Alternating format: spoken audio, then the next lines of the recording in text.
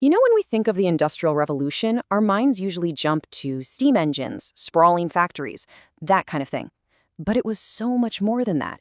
It was a time that literally rewrote the rules of society, creating unbelievable wealth and opportunity right alongside unimaginable hardship. So let's dive into this paradox of progress together. And wow, Charles Dickens just nails the heart of the era with these words. This wasn't just a dramatic line in a novel. For so many, it was the reality. It was a time of brilliant, world-changing innovation that also cast these incredibly deep, dark shadows of inequality. This quote, honestly, it sets the stage perfectly for the dramatic contrasts we're about to get into. I mean, for centuries, life was pretty much defined by the seasons and the land you worked. But the Industrial Revolution just changed all of that. It kicked off this massive migration from the countryside into the cities. And that didn't just change where people lived. It changed how they lived, how they worked, and how they saw their own place in the world. So with this totally new world came a whole new social order. The old hierarchies, the ones based on who owned the land and your family name, they just started to crumble. And in their place, a brand new ladder popped up, one where money and business savvy decided which rung you were on. So what did this new ladder actually look like? Well, before all this, you had this super rigid structure that had been around forever. You had the nobility who owned all the land and the peasants who worked it. Simple. But the revolution just tore that rulebook to shreds.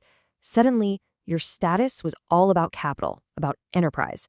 And this gave rise to two brand new, really powerful classes, the industrial working class and a super ambitious new middle class. Let's start at the bottom of this new ladder, the industrial working class. We're talking about millions of former farmers and rural craftspeople who flooded into the cities, all hoping for a better life. But what they found, well, it was a far cry from that dream. They found factories with grueling, dangerous, mind-numbingly repetitive work, where they were treated as little more than replaceable cogs in some giant, heartless machine. But while one class was really struggling, another was absolutely thriving. This was the new middle class. The factory owners, the merchants, doctors, lawyers, they were the big winners in this new game. They really championed this idea of entrepreneurship, and their belief in hard work and getting an education, well, that became the new recipe for success. Their comfortable homes and tidy lives were a world away from the chaos of the working poor. And, this social divide becomes crystal clear when you zoom in on the experiences of women. Their lives were totally redefined by all this change, but in wildly different ways, all depending on which class they belong to. So it really makes you ask, how did this revolution end up shaping a woman's destiny? Was it a door to economic freedom, or was it just a different kind of trap? Well, as we're about to see, the answer to that question depended entirely on which side of that class divide you were born on. Okay, here are the two realities right next to each other. For a working-class woman, heading into a factory or a mine wasn't a career choice. It was about survival. You took on these dangerous jobs because your family desperately needed the money. But for a middle-class woman, it was the complete opposite. Her ability to stay out of the workforce and manage the home became the ultimate status symbol of her family's success. Let's just take a closer look at what these working women were up against, because the conditions were just brutal. We're talking 14-hour days in incredibly unsafe environments for wages that were often half of what men got for doing the exact same job. They couldn't get promotions to better paying positions, and there was absolutely zero support for things like childcare or maternal health. Sure, it was an economic opportunity, but my God, the cost was just staggering. And get this, the workday didn't end when they clocked out of the factory. This led to something historians call the double burden.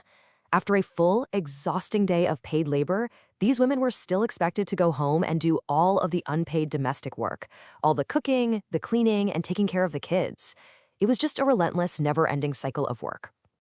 Meanwhile, in that other world, the middle-class world, this powerful new ideal started to take hold. Historians call it the cult of domesticity. This was the belief that a woman's true and proper place was in the home, creating a peaceful haven for her husband and children, a refuge from the harsh industrial world outside. Being pious, pure, and domestic, that wasn't just an ideal, it was basically a job description and a huge status symbol. So we've seen the human cost, but this revolution also took a massive toll on the planet itself. The relentless, nonstop drive for production came at a really steep price, creating problems on a scale humanity had just never seen before. The new industrial cities, they just exploded. They grew so fast there was absolutely no planning. And this created a massive crisis.